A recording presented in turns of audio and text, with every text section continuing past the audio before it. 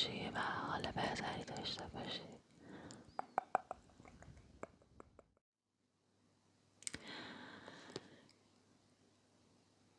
کتابی که امشب میخوام برات بخونم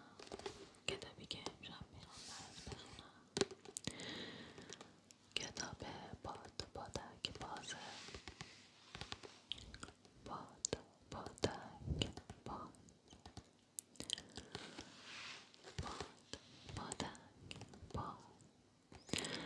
باد بادک باز. قصه دوتا برادره، یا همون برادر شیری که دوستای خیلی صمیمی با هم هستن و یک مادر اونها رو بزرگ کرده، ولی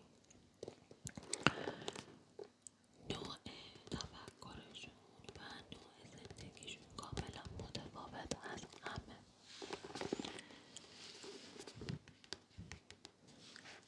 کتاب باد بادک باز راجبه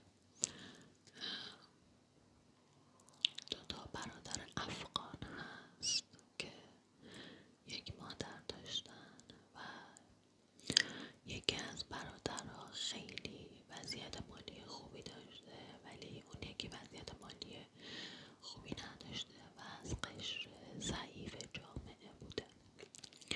امیدوارم که وقتی که دارم این کتاب رو برات میخونم حسابی ریلکس بشی و غرق آرامش بشی.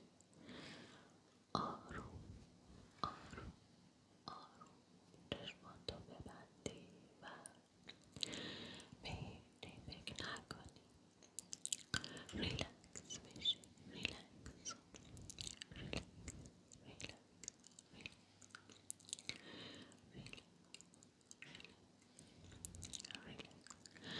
ریلکس باشی، چشماتو ببندی و به صدای من گوش بدی.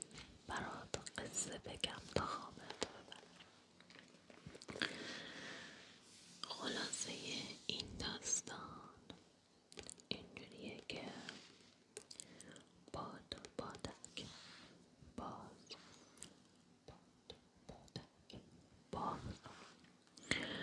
باد بادک باز ما را به ایامی میبرد که رژیم سلطنتی افغانستان در میان بیخبری مردم سقوط میکند. باد بادک باز ما را به ایامی میبرد که رژیم سلطنتی افغانستان در میان بیخبری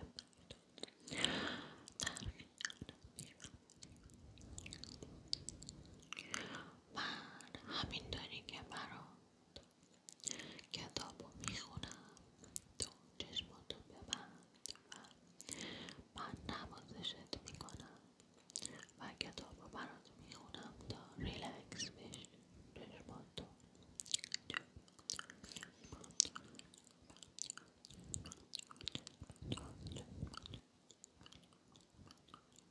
چشماتو ببند. باد بادک باز ما را به ایامی میبرد. باد بادک باز.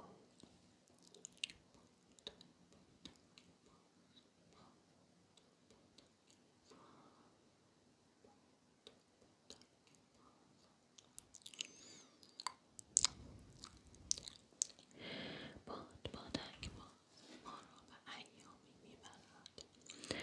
باد بادک باز ما را به ایامی میبرد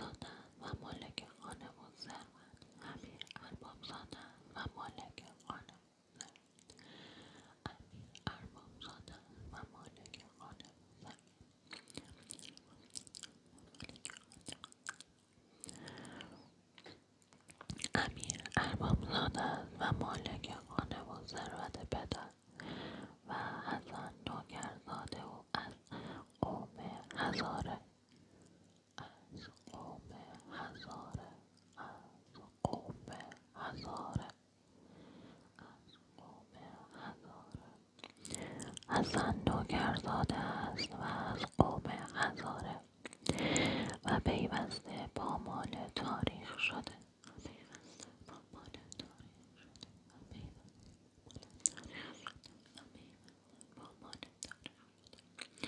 باد بادک باز درباره دوستی و خیانت و بهای وفاداری باد بادک باز درباره دوستی و خیانت و بهای وفاداری باد بادک باز درباره دوستی و خیانت و بهای وفاداری باد بادک باز درباره دوستی و خیانت درباره دوستی و خیانت و بهای وفاداری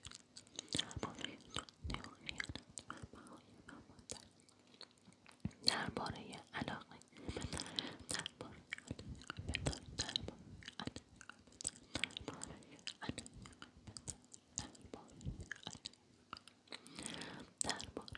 علایق پدر و پسر درباره علایق پدر و پسر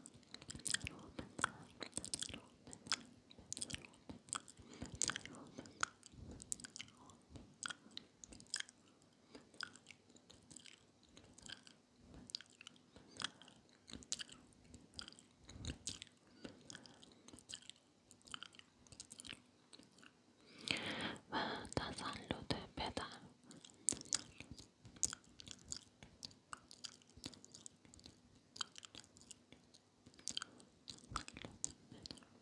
درباره عشق و ایثار درباره و دروغ و دروغ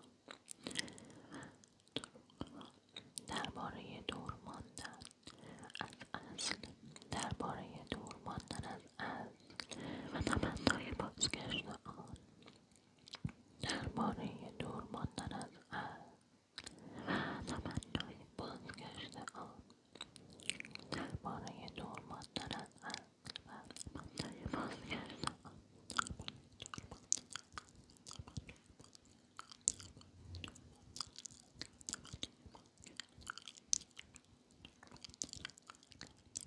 درباره دور ماندن و تمنای بازگشت درباره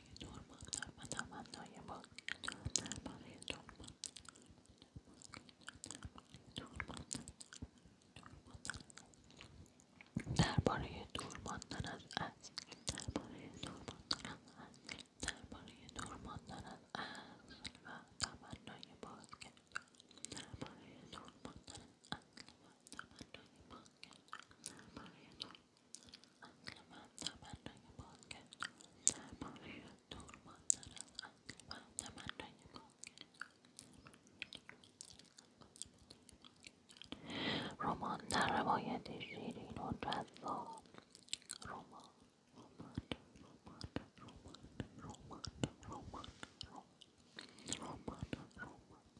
رمان رمان رمان در روایت شیرین و جذاب درگذر از مصائب زمانه جای امیدواری باقی می‌گذارد جای امیدواری باقی می‌گذارد امیدواری باقی می‌گذارد جای امیدواری باقی می‌گذارد جای امیدواری باقی می‌گذارد رمان در روایت شیرین و جذاب درگذر از مصائب زمانه جای امیدواری باقی می‌گذارد جای امیدواری باقی می‌گذارد باد بادک مظهر خوبی و دوستی و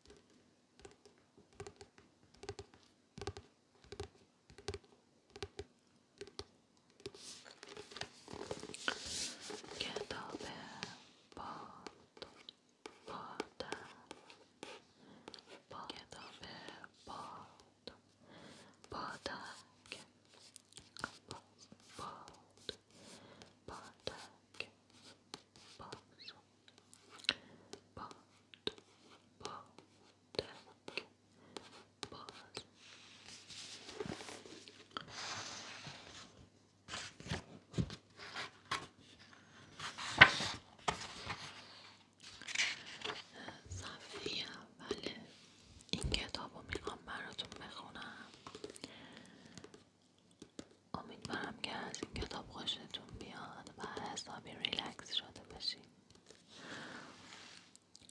همینطور که دارم کتاب برات میخونم نوازشت میکنم که خیلی ریلکس بشی.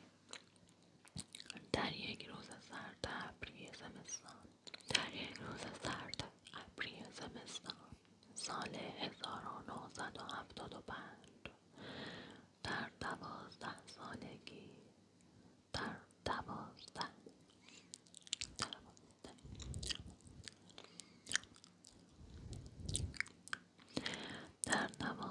سالگی شخصیتم شکل گرفت.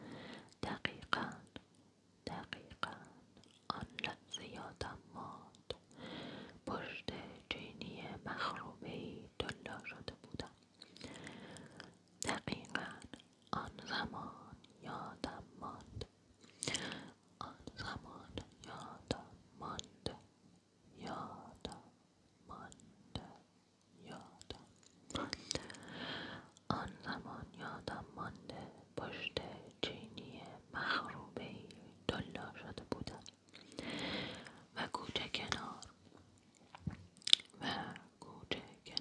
نهر یخزده را دیدم و کوچه کنار نهر یخزده را دیدم و کوچه کنار نهر یخزده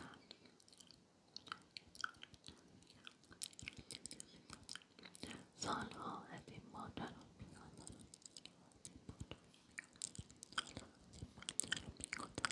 اما زندگی به من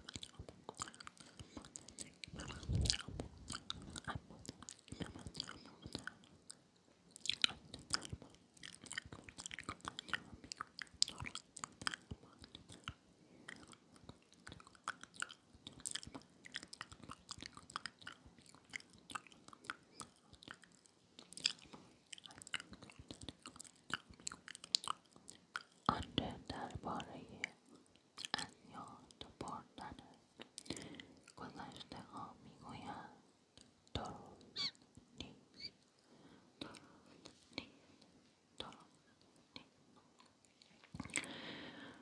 چون گذشته ما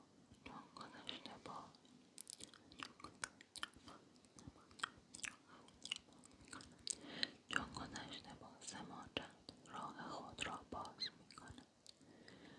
چون گذشته با سماجت راه خود را باز می‌کند. چون گذشته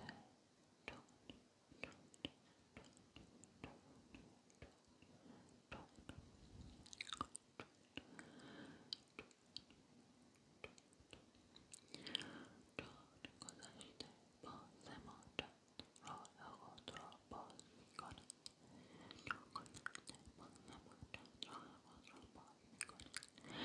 حالا که به گذشته برمیگردم میبینم تمام این 26 سال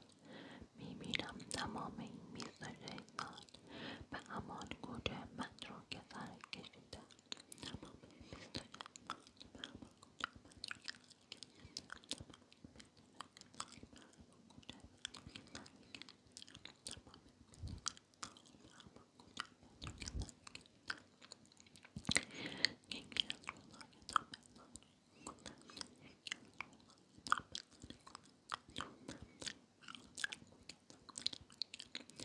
یکی از روزهای تابستان گذشته دوستم رحیم خان از پاکستان تلفن کرد. یکی از روزهای تابستان گذشته دوستم رحیم خان از پاکستان تلفن کرد. از من خواست که به دیدنش بروم. گوشی در دست توی آشپزخانه بودم.